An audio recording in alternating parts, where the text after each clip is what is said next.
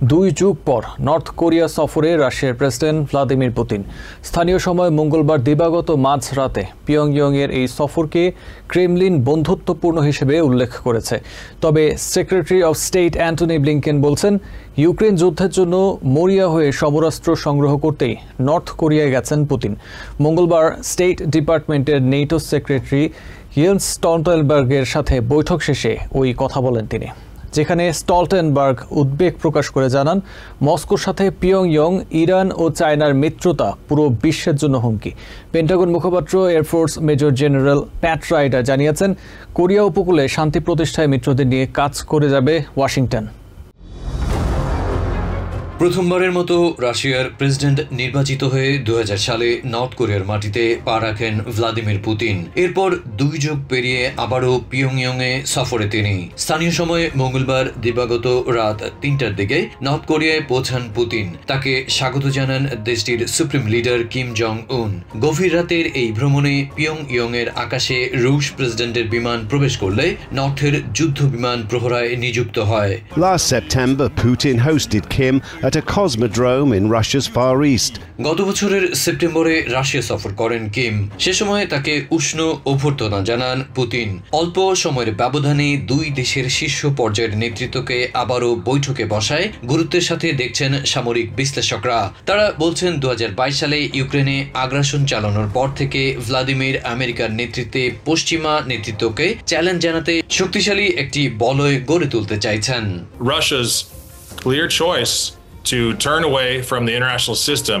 গত 10 মাসে ক্রেমলিনের কাছে প্রায় 5 মিলিয়ন আর্টিলারি শেল বা গোলা বারুদ সরবরাহ করেছে পিয়ংইয়ং বলে মনে করে আমেরিকা ও সাউথ কোরিয়া, যুদ্ধক্ষেত্রে যার প্রমাণ পাওয়ার দাবি করছে জাতিসংঘ।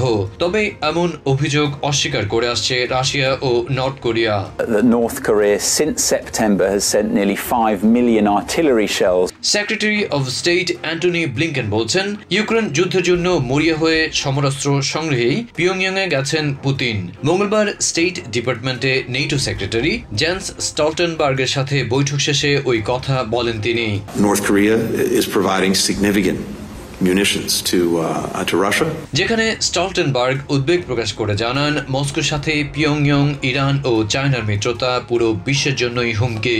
This also demonstrates that our security is not regional. এদিকে ডেমোক্রেটিক সেনেটর টিম কেইন বলেছেন, পূর্ব ইউরোপে আগ্রাসন চালাতে শক্তিশালী অশুভ জোট গড়ার পায়তারা চালাচ্ছে Russia. Senate foreign relations committee বিষয়টিকে বেশ গুরুত্ব দিয়ে দেখছে বলে জানান তিনি। Is the closening of the relationships between Russia, China, North Korea and Iran. ওদিকে পেন্টাগন মুখপাত্র এয়ারফোর্স মেজর জেনারেল প্যাট রাইডার জানিয়েছেন, কোরীয় উপকূলে শান্তি প্রতিষ্ঠায় মিত্রদের নিয়ে কাজ করে যাবে ওয়াশিংটন। সব ধরনের ঝুঁকি মাথায় রেখে প্রস্তুতি নেওয়া হচ্ছে বলে সাংবাদিকদের জানিয়েছেন rider. The deepening cooperation between Russia and the DPRK. সামরিক বিশ্লেষকরা বলছেন, রাশিয়ার কাছ থেকে নজরদারি স্যাটেলাইট প্রযুক্তি পেতে চায় নর্থ কোরিয়া। বিনিময়ে মস্কোর গোলাবারুদের প্রয়োজন মেটাবে দেশটি। ক্রেমলিন মুখপাত্র দিমিত্রি পেসকভ বলেছেন, প্রতিবেশীর সাথে সুসম্পর্ক গড়ে তুলতে বদ্ধপরিকর রাশিয়া। এক্ষেত্রে কেউ চ্যালেঞ্জ জানালে বিন্দুমাত্র ছাড় দেওয়া হবে না বলেও সতর্ক করেছেন তিনি। Adib Mohammad, TVN24 news desk.